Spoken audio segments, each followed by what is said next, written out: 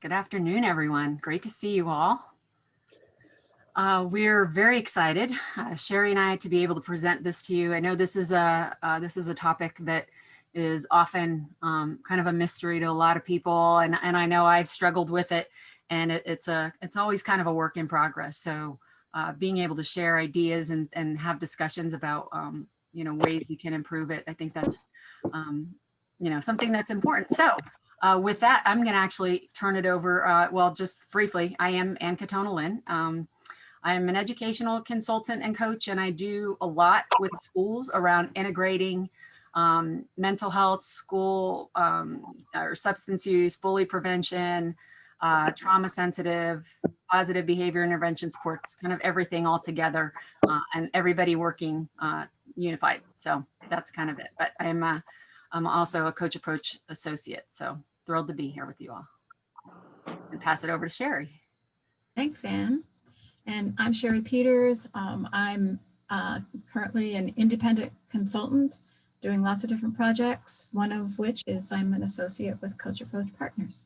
And I'm excited to kind of share some of the tips that we think we've prepared for you and hear a lot from you as well. So we're going to start today, as we always do with these webinars, with a presence practice. I saw someone had their hand up. Was there something that there was a question that before we get started? No? Okay. All right. So what we're going to be going over today is really looking at accountability and in the coach approach, and why do we need to ask those things in terms of, when we're working with people, how to help them to commit to their plans and their ideas. What must we ask them? Why is that commitment critical is an important question. The importance of asking questions to understand what they and we need to commit to, because we are partners in this process, and making requests for the commitment and what we must do as coaches to assure accountability.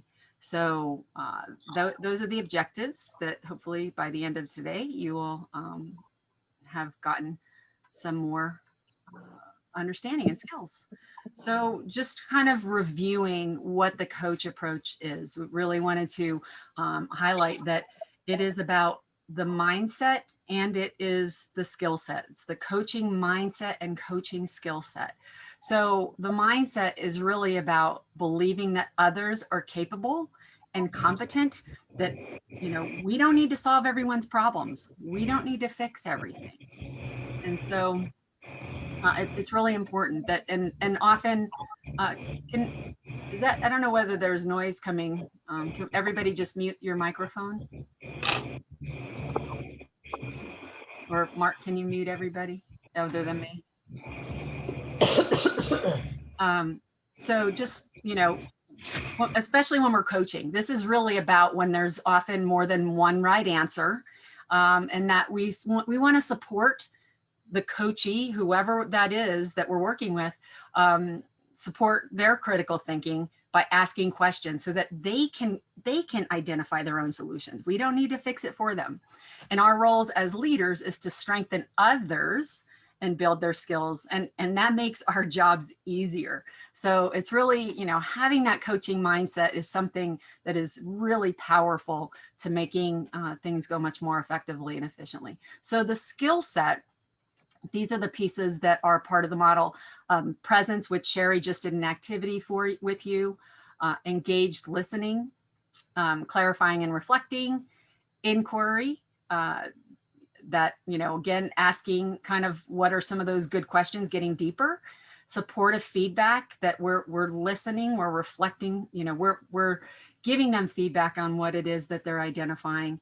The focus that we're really looking at today is anchoring accountability, and then also modeling behavior. So these are the skill sets that we will. And so again, these are what they are. Showing up, the presence is showing up equipped and aware and being there. And it's that's where our focus is. And so that alone can be extremely powerful. So listening to understand, just listening.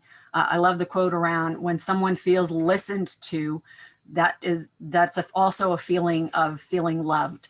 To me, that's so powerful, that the more we just listen, I think we need to listen a lot more to people in general.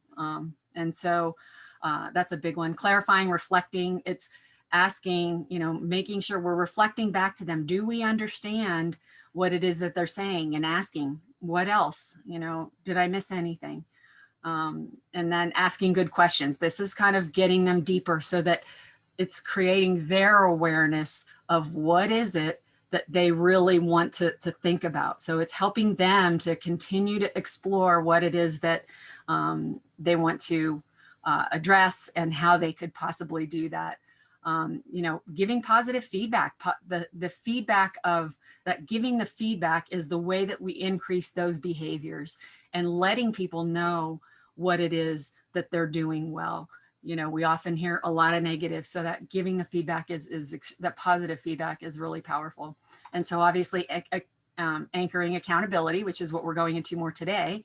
And then the final one is modeling the behavior, so that we as coaches are acting consistently in accordance with these values of the coach approach. So the model, this is how it all comes together. So again, starting with that establishing presence, clarifying the focus, identify the goal, create that action plan. And so the identifying the goal is a critical piece in accountability as we're looking at it. That creating of the action plan and also gaining commitment, all of them are extremely powerful.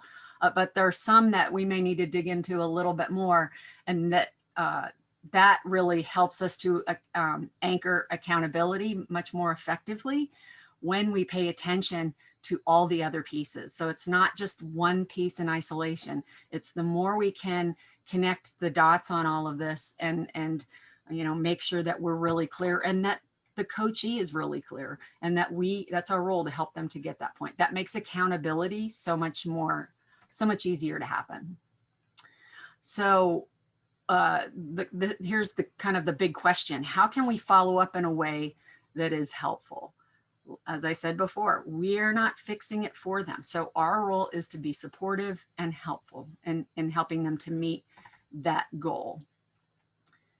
So we talk about supervision versus anchoring. As we were really talking about, this is kind of something that has come up over and over again, as a lot of times people are in positions of being a supervisor at work. And so what does that mean then? And how can we shift it, if possible, to really looking at anchoring and accountability? So we kind of looked at these, just two different things as a way to distinguish them. So supervision are more around organizational goals and responsibility, because obviously there are things that people need to do as part of their job. Whereas that anchoring and accountability is around more of individual goals and responsibility.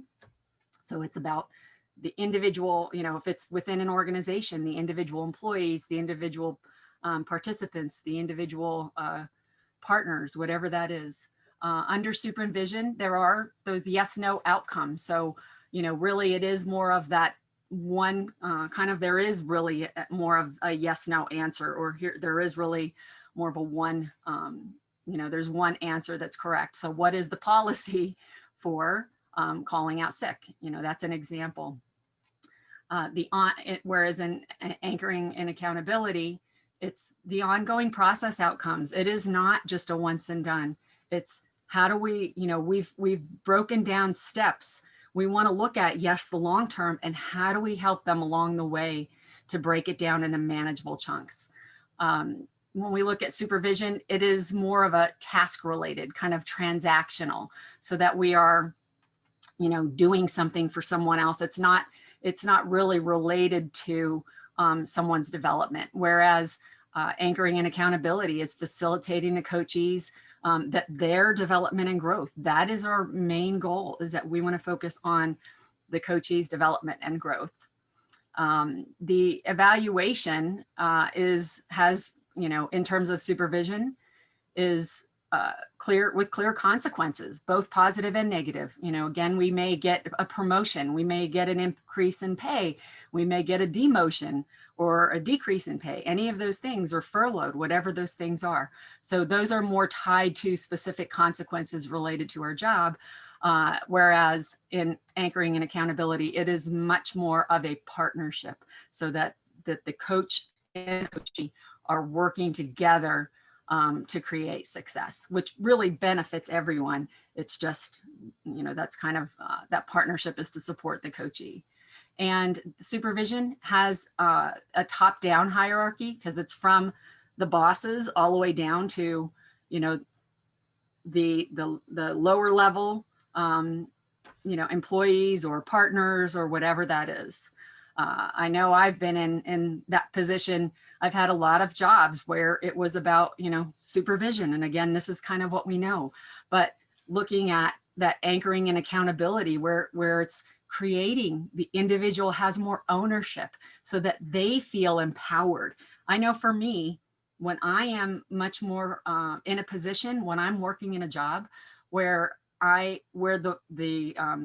boss or whoever is above me is helping to anchor me in accountability, I am so much more willing to go out of the way to do things that may not even be part of my job description.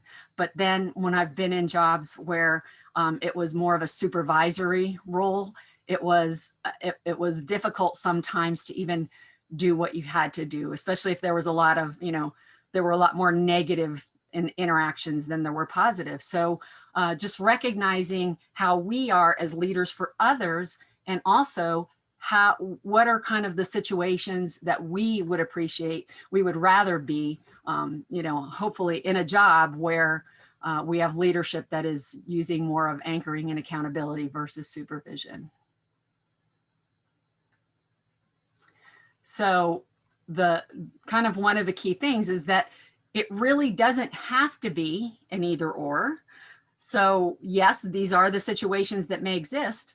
The goal is, what can we do? How can we have supervision that is tied to those organizational goals, but it's with anchoring and accountability? So when we look at just in terms of what the word accountability is, because I think, a lot of it that can be some kind of, sometimes it's a negative term when people think of be accountable for your actions, and sometimes it can feel like someone's looking over you. But that's why the anchoring, it's kind of creating a strength for it.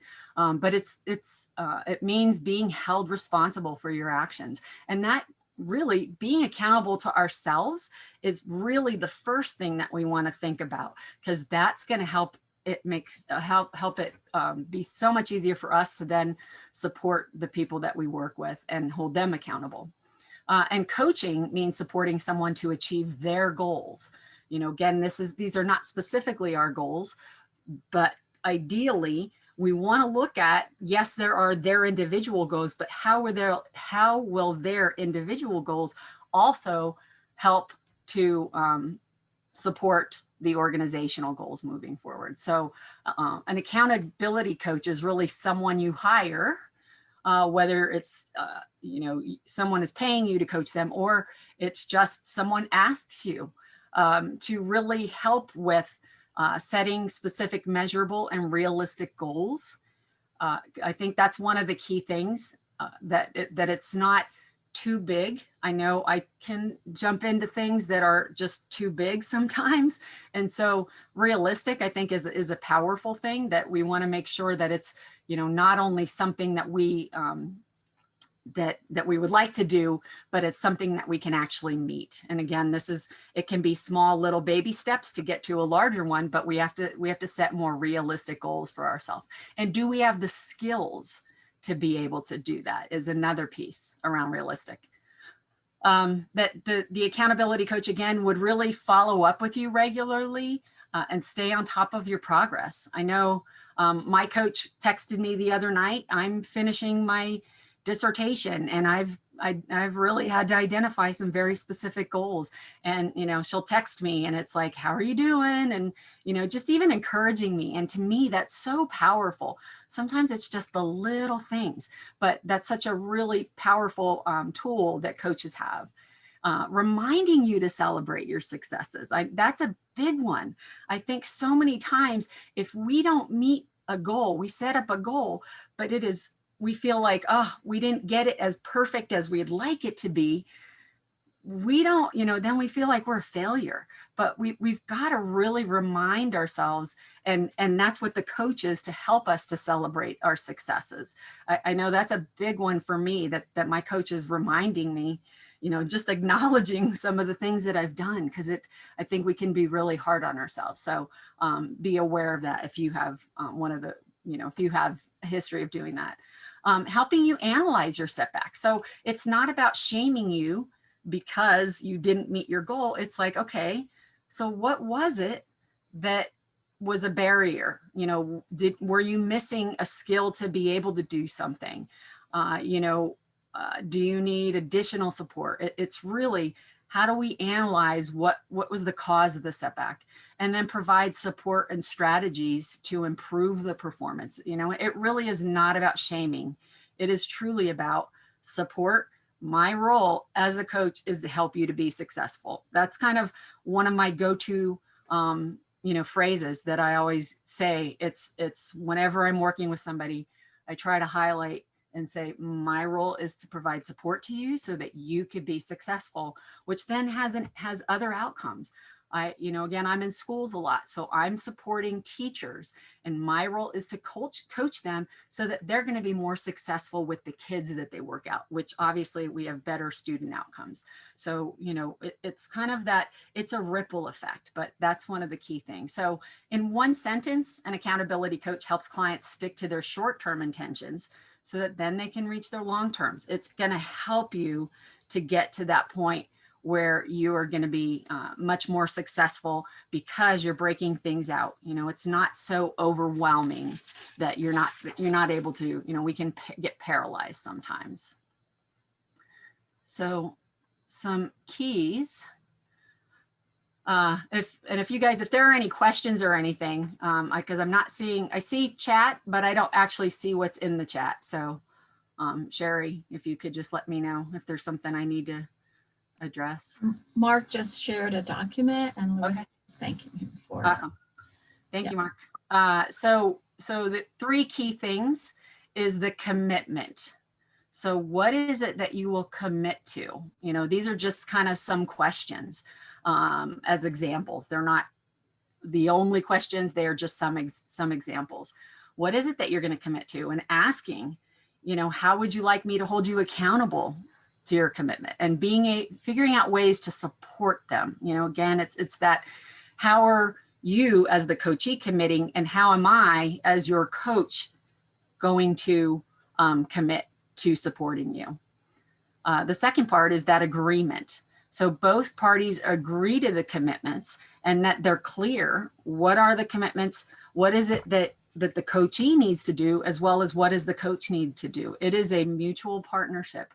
So having that understanding, and make sure that both partners understand what the agreement is, and setting timelines. I know I use my calendar a lot. I have a Google Calendar, and I put things in there so that I just automatically get reminders when I need to follow up with one of my coachees. So it's really, we need to be aware of what are the commitments, and are we able to reach those agreements, not only keep those agreements.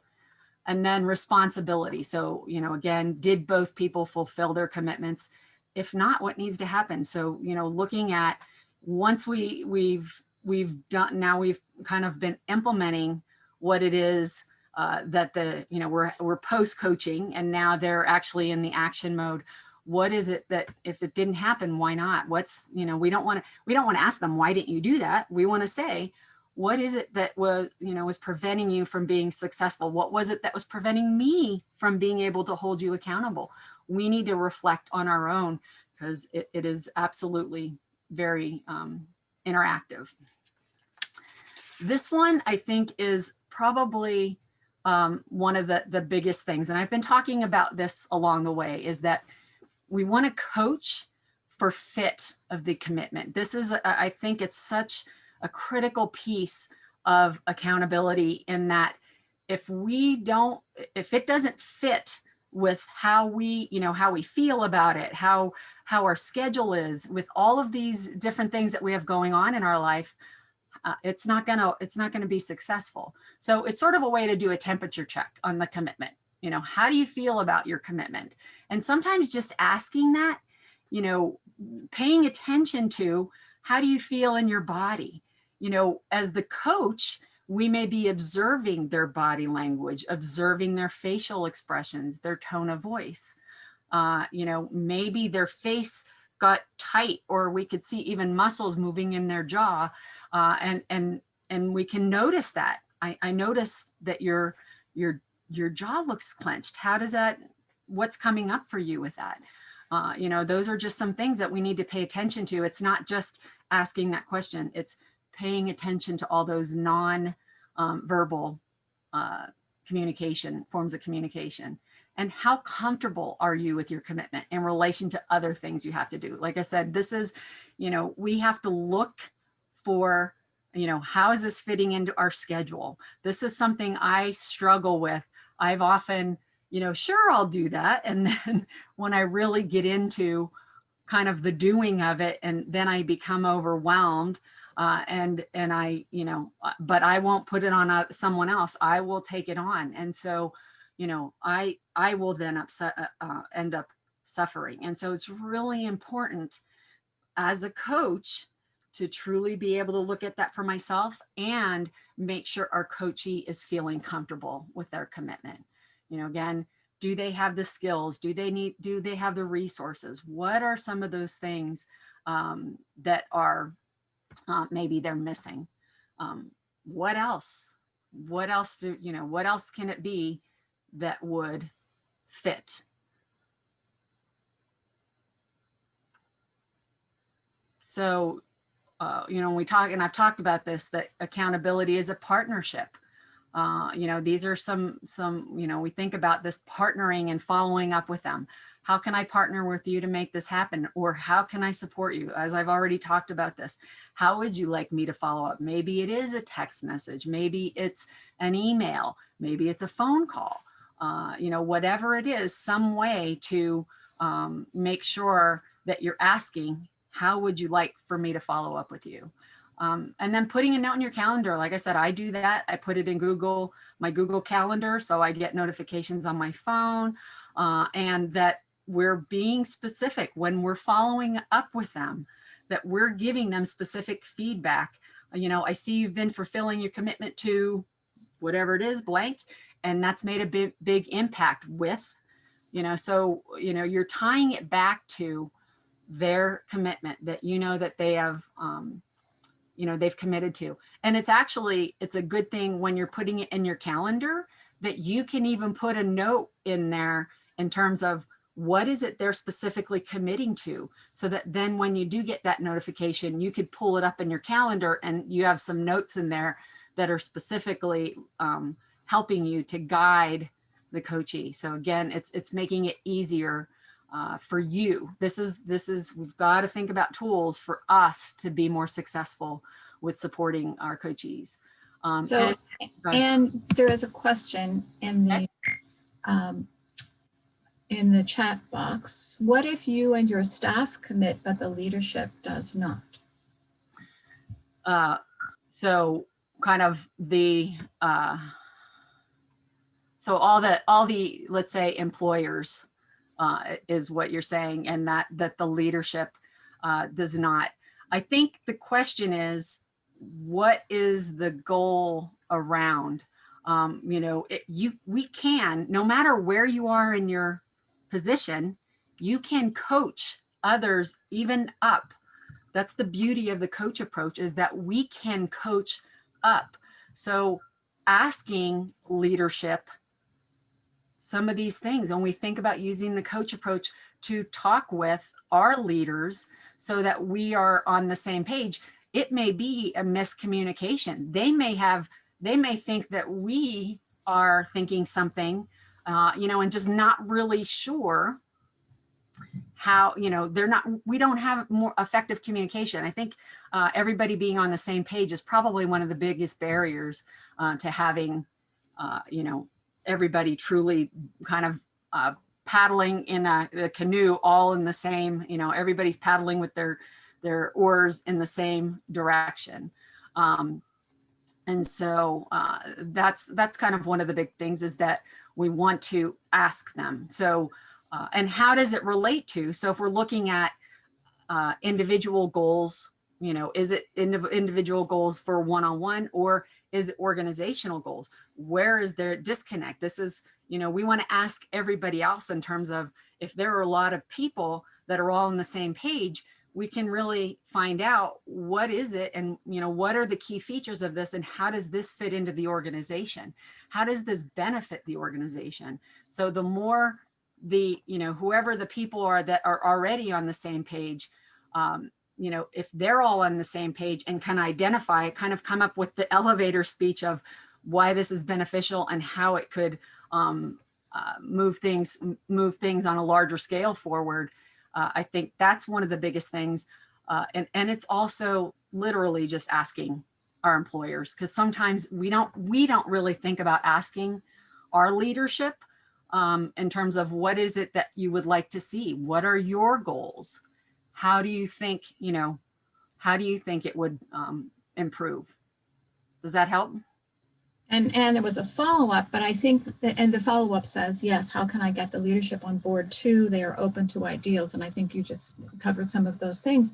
And I'm aware that at the conclusion of some of the slides, we are going to have a time for a breakout room. And some of these things are important to perhaps bring up in the breakout room, when others might have some ideas as well. Yep, I agree. You guys can do that in the breakout room. Yeah. So good. So, Anne, do you want me to take the next slide? Yep. Okay. Yes, actually, yes. Sorry. Thanks. All right. So, and I think, I'm not sure, Anne, if you really were finished discussing the distinction between the agreement and the commitment, but when you say you're going to agree to something, it's not quite as powerful as when you say I commit to something. That language is important, and it's really, really powerful language. Okay, you can go to the next slide. Okay, wait, yeah. No, back one, sorry. Okay. I wanted to make one more comment on this one. Anne and I happen to be partners in the very first Coach Approach training that we participated in as participants. And we happen to be partnered with each other for the very last long coaching experience. And I remember thinking that, each of us made a commitment to do something, and each of us put in our calendars that we were going to follow up with each other. And we did. And every time I would see that note in my calendar about when Anne was going to check in with me, it would make me think again about the commitment that I made. So this whole idea of actually giving yourself some tools to follow up with is really, really important, and can be a big help. Now you can go to the next slide. Thank you, Anne. Sorry for the confusion. Okay. So obviously, when you follow up with someone, your intention isn't to pester. We're in this because we want people to be successful. However, situations and people might change. Life happens. And you might find yourself in a situation where someone has made a commitment and it's just not going to be possible to follow through.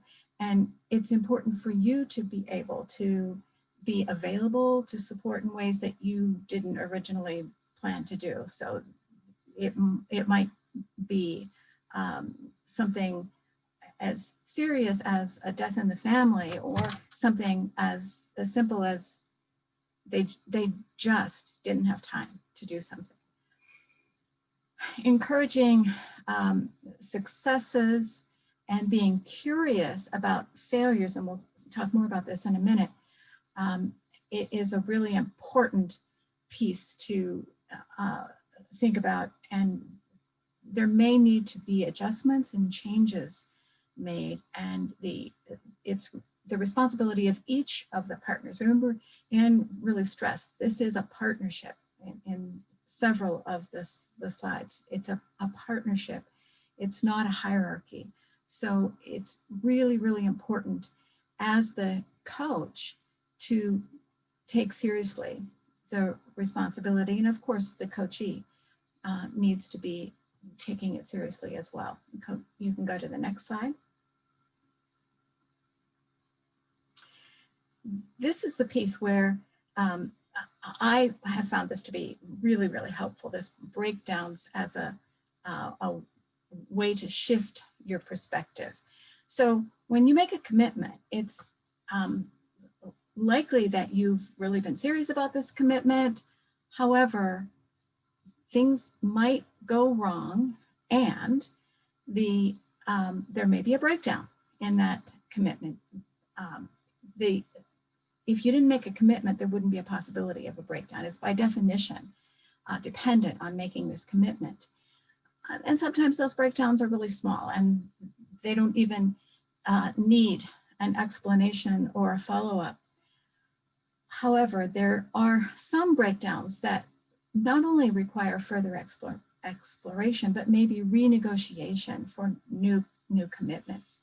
So when we think about a breakdown not as a failure, but as a source of information and as an opportunity for new possibilities, it can be really, really helpful.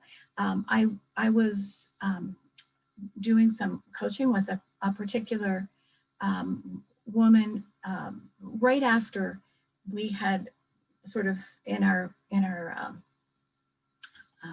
and I and Mark and others had participated in mentor coaching and presence-based coaching, and this piece right here, this piece about breakdowns, is taken from presence-based coaching, and we had spent a whole hour talking about this whole idea of breakdowns as a shift from failure, that thinking of it as a failure, to thinking about it as a really important piece to explore. And so right after that, I had a coaching conversation with a woman who had made a commitment 2 weeks before. And when we got on the call and we were talking about, so how did it go? And she was just feeling really, really guilty because she had not been able to follow through with the commitment that she had made. And this was a perfect opportunity to talk about this as an opportunity to explore further rather than thinking about it as a failure. And she just felt so different as we started to talk about this as not being a failure. So it's so important to think about the language that we use and how we view some of these things, because not all commitments are going to be possible to follow through with. I mean, it just happens. Okay, so next slide. So we are going to, in a few minutes, go into some breakout rooms. There'll be 4 or 5 people in each breakout room. And what we'd like you to do is talk about current challenges or issues related to accountability. And then what are some coach moves you can use to address these challenges or issues? And after you have time to talk in these breakout rooms, and right now it's about 10 after 2, and we are scheduled to go to 3 o'clock if we need all of that time. So I think it would be okay to give you 20 minutes in this breakout room to maybe use the first 10 minutes to talk about the current challenges, and then the second 10 minutes to talk about some coach moves you can use to address these challenges or issues. When I send you into the breakout rooms, You can always choose to come back into the main room or click on the little thing to ask for help if you need some help. I believe there will be a little thing that pops up in the screen that says join. When I send the little message that says you're going to be brought back, you'll have 60 seconds to finish your conversations. So Mark has put into the chat the actual questions that you are to discuss. So when you get to your breakout rooms, you can look at those. Before I send you in, are there any last minute questions? I am going to send everybody into welcome back. We'll wait for a few minutes for others. We'll wait for everybody to get back. Okay. But he had 60 seconds to get back. Yeah, I think I chimed out at 33. Yeah, we had an interesting concept with Benita. She, she's teaching second grade now, which is great, virtually. And she had some issues with being on board. So we'll love to hear about those things as soon as everyone comes back. Yeah, that would be great. Because she, really, I think it's very new. So I think it happened yesterday. So it would be good for her to talk about it so we can, help walk her through. Yes. Yepper. As we're waiting for people to come back, there was a question earlier about what does an educational, Imani was asking about what does an educational consultant do? I think I sort of answered it, and I didn't answer the question directly. But I consult in schools.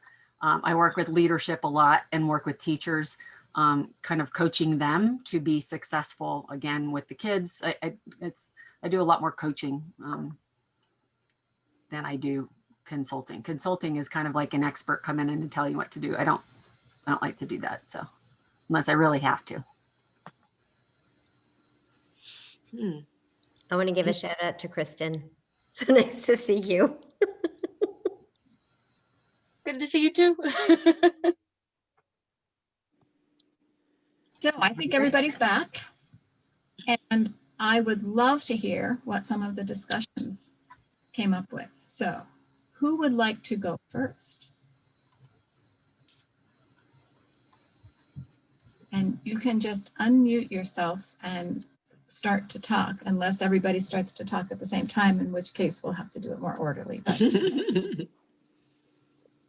This is Tara.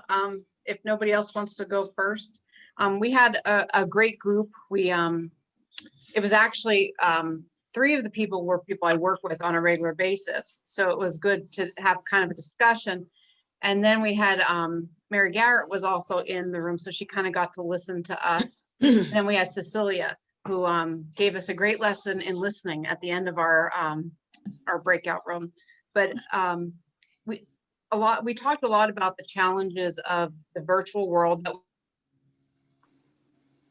we live in right now, and some of the things that we had talked about earlier about, like, yeah, we could see each other's face, so it's important, but we have people who are reluctant to remain on camera and be on camera, and that's something we have to overcome. But even virtually, sometimes there's those physical cues that you miss, because you're not face to face in person. So there's some of those cues that might be overlooked. So I think, and to avoid the ladder of inference, asking the questions, and then so that gets you to where so nothing's missed. And then we also talked about because and Sarah Walker was also in our group, that they don't necessarily supervise someone, so they're not doing this in a supervisory role, but yet what they're doing is with providers and coworkers is modeling the behavior. That you don't need to do this, doesn't have to be a like supervisory role process. This you're modeling, because being present, listening, and helping and supporting people, you just model the behavior and you help each other through this, or whatever they're facing, whatever questions they have. So, and I think it starts with the basis of coach approach, just being present, listening, and we all struggle. None of us are perfect with that, but I think the people I work closely with, I think since we've adopted this concept, we've really seen a dramatic change. I mean, even in myself, I said in the beginning, I was one of those people who, you came in my office, my computer was like over to the side, and I would continue typing while you talked to me. And I might look at you and be, and talk to you. But I realize now how disrespectful that was to people. And I didn't mean it to be disrespectful, but I was sure I could multitask. But now it's like, oh, to finish this, or now's not a good time, or I turn it and I'm like, okay, what do you have? So I think just telling people where you're coming from is important. But yeah, I'm going on and I apologize, but we talked about accountability and how we're processing all this at our different levels of different roles that we each have. So Tara, that was a wonderful explanation of how important all of these skills that you've learned through Coach Approach can really serve you well, no matter what kind of role you have. I love the fact that you brought up ladder of inference. Great. And the fact that there are others in your group who really get how important all of this is. Great. Okay. Who else would like to? I just wanted to add a little bit onto that one, because we had a similar discussion. We didn't really have a group. We had a group of two. It was just me and Doris, but I feel like we made up for it, and we are, an army of two. But we talked about one of the other barriers is I find that, like, when I'm doing follow-up, when I'm trying to hold someone accountable, see where their progress is, see what they might need help, I try not to be too confrontational. And now in the virtual world, it's tougher. Like, back in the world where you could socially, walk by people, whether it was in the workplace or people you'd see, you could strike up a conversation and then slip in like, oh, by the way, how's whatever coming? And, is there anything I can do to help? Or, how can I? Now, it's hard to be like, so I was just zooming in the area and decided to Zoom you. And, oh, by the way, were you working on that thing? Like, it sounds a little more targeted now. And yeah. Yeah. So, Brandon, when you and Doris were talking about this, did you come up with any great ideas about what you can do now that we're in this virtual world? I think a lot more of it is, you gotta be a little more forthright about what you're doing, but I think I've had more success when I've talked to people, listened to them, asked them what they find most effective on themselves, and then go with that. So, if someone really wants that kick in the pants, if they're like, hey, in 2 weeks, call me up or, email me and, get on me about it, I feel less bad about getting on them about it. Whereas if they prefer a different approach, I can do that. But that way I'm not wondering, like, is this the right approach? Do I seem, like I'm being pushy? If they're like, hey, literally, like, give me grief if I don't get this done in 2 weeks, I can be like, all right, you know what? They're cool with me emailing me like, hey, did you get that done? What are you doing, man? Come on. Yeah. So you've figured out that it's as long as you ask them how they would want you to follow up. Yes. I'm okay about it. That's great. Yeah. Sherry, Yes. I think the other thing Brandon and I discussed, I think it's, Ann had said earlier, it's just such a great opportunity to really explore with a person. I look at my own coaching sessions when I've had people coach me, to just ask questions, like to really, ask very, good questions to kind of start to discover why is it, what are the issues, rather than it being punitive or, fault finding or shaming, as Ann had said earlier, but just really to get down to the bottom, because it's really, for me personally, it's kind of put me in a position to reflect, to really think about, like, okay, why is it that I've had trouble, meeting this goal, and what are the things at play here? So it's just a really good opportunity to help that person explore and to learn more and to ask very pointed questions. Really, really good points, Doris. It's such a nice opportunity to learn some things about yourself or about your coachee, that allow the coachee to learn things about themselves that perhaps wouldn't have come up if they had not had some kind of a breakdown in their commitment. Great. Who else would like to offer what came out of your breakout group? And by the way, I apologize for all of the confusion in the beginning with sending people to different rooms.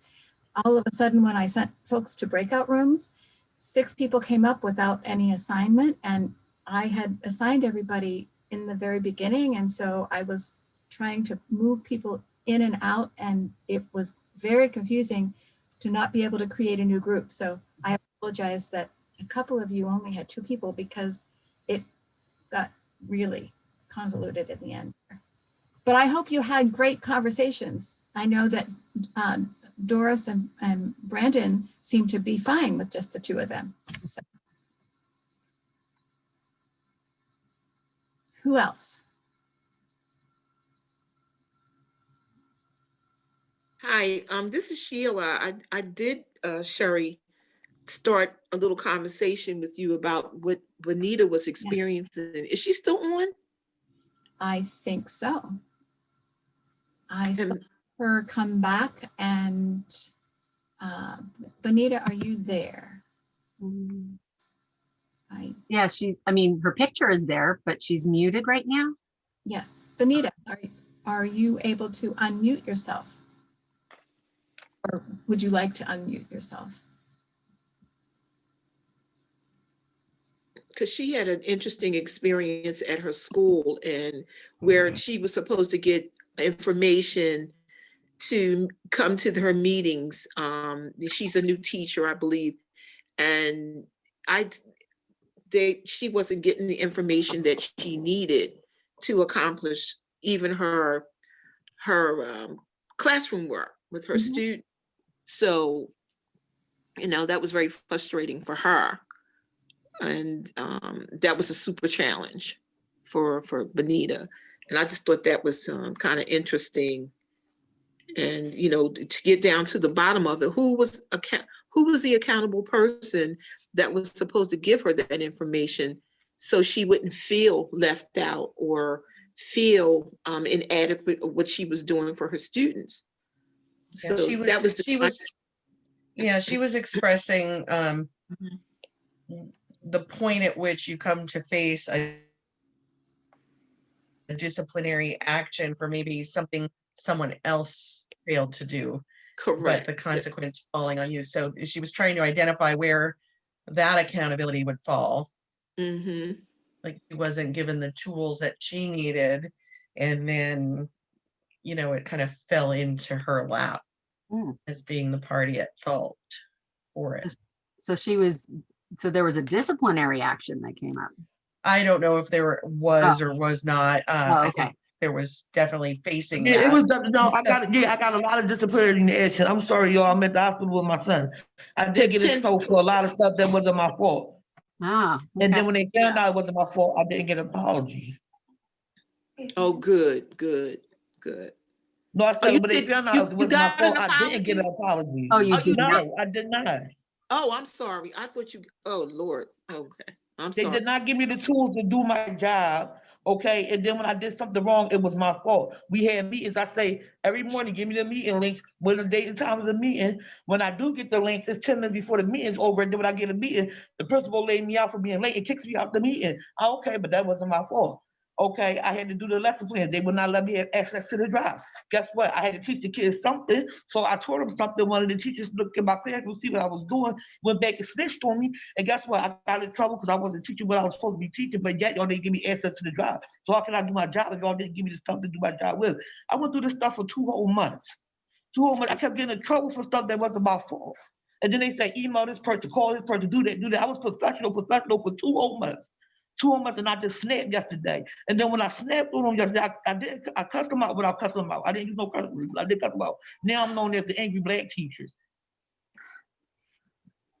And I've been getting in trouble for the past 2 months for just the stuff that wasn't my fault. And I ain't getting no apologies. Now, when I snapped on them, now all of a sudden I'm getting all the help I want today. Everybody was there to ready to help me. But then now I got a label too behind my name. And I don't think that's fair. I got a label, and on top of that, I was disciplined for 2 months for stuff that wasn't even my fault. Wow. Yeah. And then what they really not realized, because of COVID, before y'all didn't have no teachers before. Now COVID hit, y'all really don't got no teachers. So y'all want to lose another 2nd grade teacher? Because that's what's about to happen. I got a master's degree in accounting. I don't need to be teaching no 2nd grade class. I can make way more money. I'm doing this because I love kids, but I'm not going to be going through all this. That's not right. And then y'all discipline me and y'all didn't even apologize. That's the thing that hurt me the most. Yeah. Knowing y'all was wrong. Yeah, I'm so, sorry. It's still fresh because it happened yesterday when I snapped. Yeah. yeah, I think that, Benita, it sounds like you've had a really, really difficult time. And I hear that. I think we all are hearing that. And this whole accountability piece, especially when we've made a commitment and yet we aren't able to do what we've committed to because there's others who have to do things in order for us to follow through with our commitments. I know I have those kind of situations too. And it's really, really difficult. We're really sorry to hear that you are going through such tough times, Anita. And just to, I think, you know, because I work mostly in schools and I am a teacher actually, communication was difficult before COVID. And I think it's made it even more exacerbated, obviously, in schools. And so not justifying what they've done. I think, you know, there's so many, obviously you're in a tough situation and it's stressful. So, you know, I'm sorry that you went through that. I'm happy if you want to just send me an email. You can I can, if there's anything that you would like. I think I'm okay right now. It's just that the fact that I'm hurt and disciplined me. And then I can see if I deserve the discipline and shit, but I didn't deserve it. And then nobody didn't apologize to me. I got disciplined. And nobody didn't apologize. That's what's hurting me the most out of everything that happened. That's what hurt me the most. I got disciplined for some stuff that wasn't my fault and they didn't even apologize. It's really tough. It really speaks to how important relationships are and the trust that needs to be on both sides. And it sounds like, Benita, that you had trusted that that relationship was solid, and yet it really has been a disappointment and a tough situation. Okay. That's something that I think others can relate to. Who else has something that came out of the group? Ellen. Yeah, so one of the things that I love that you and Anne pointed out was the whole idea of the commitment comes before the accountability.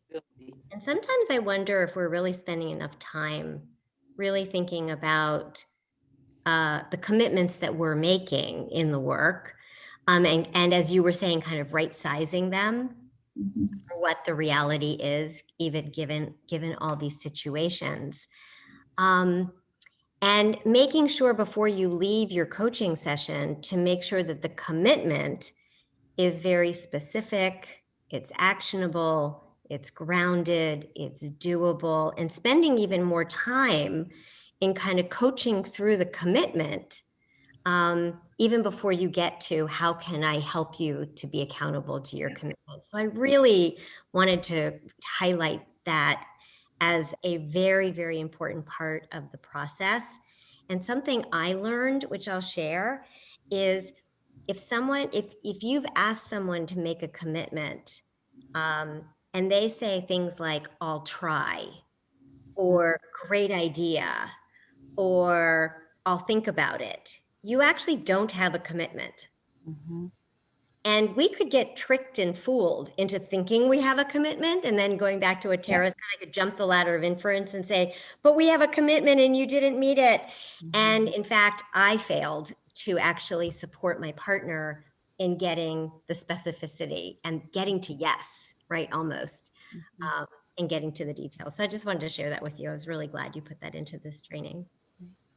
Yeah, and I think just Ellen, to go along with that, it's do you have the skills to be able to do it? Because I think that's something that we don't always think about, like, being able to say no. Sometimes it's not a comfortable thing for a lot of people. And so, okay, how can we, what do I need to do to support myself? Sometimes it's, for me, I had to say, okay, let me take some time. Let me take 24 hours. Let me think about it. And then I'll get back to you, and looking at things further. So it's yes, let me think about it, but then having a way to come back and say, okay, I thought about it and I can't do this. And so it's really making sure that you have the skills to be able to do it. And if you don't, it's okay to ask for help. Like that, ask for help.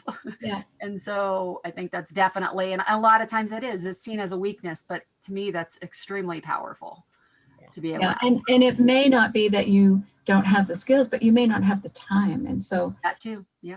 The time commitment could be really important. Marianne, you can go ahead and unmute yourself. You had asked in the chat if it's okay to talk, and absolutely. Okay, in our world, the ODP world, we have person-centered outcomes. So it sounds in some ways similar to commitment and the commitment process.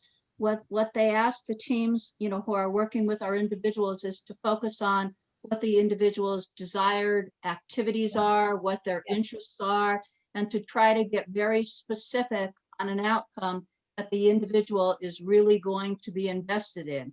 And then ODP has moved towards us working towards outcomes that are definable and that you're able to plot progress. Yes. I don't want a generic goal that someday I'm going to go on a vacation somewhere. It's where do you want to go? How are you going to get there? Spell out the action steps. Are you going to look at travel brochures and decide where you want to go? Or do you know that you want to go to Disney World in Florida?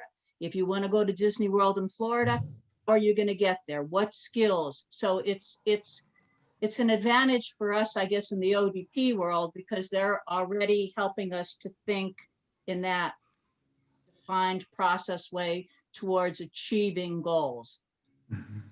Good point, Marianne. Yes, absolutely. Who else? We have a couple minutes. Alex has his hand up. Go ahead. Yeah. So I just wanted to share what I've observed just from hearing Tara and Benita and Marianne talk about the importance of commitment and how it impacts us. And I think what's up for me is that the first commitment that we're really making as coaches is to be a partner and to be in the support of somebody else. So when we talk about accountability, there's a way to frame it that's around task, but there's also a way to frame accountability around just showing up in your relationship. And I think I can check with Benita on this, but it sounds like by focusing an accountability on a particular task, it really affected the relationship to a place where there's unfairness, right? Maybe among other things, let's say. And so while it's important to have, as Marianne said, the specificity and the importance of good language and being on task, in addition to that, there's the day-to-day showing up to be, and you're accountable as their coach to support them. And if you're accountable to that commitment before there's a task, or in between those conversations, to show up as a partner, then I think that's going to impact your accountability and build trust in the tasks as well. It's just that relationship piece is, I think, very important. I agree. Thank you, Alex. Okay, I think we have time for one more. Oh, I'll be quiet. I'll see if someone else. I think it's you.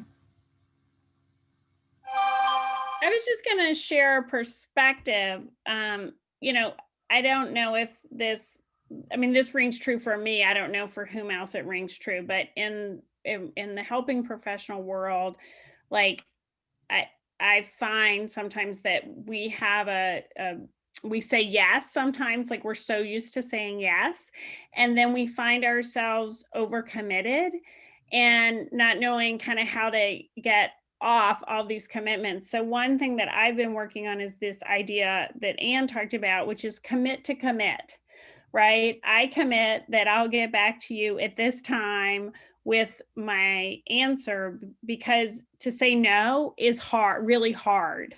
Yeah. And because I'm so influenced by relationships, then if people push on me, it's really hard. And so I'm really trying to work on this idea of commit to commit. I commit that I'll get back to you about this. Because the skill of saying no is just not really completely attainable to me right now. Thank you, Mary Garrett. And I see that Phil, you have your hand up. You can unmute yourself. Well, maybe not. Maybe that was not your hand up. Okay, sorry. All right, so it is 2:56, and if anyone has some last words, Ellen, it says, I do want to share how nice it has been to see everyone.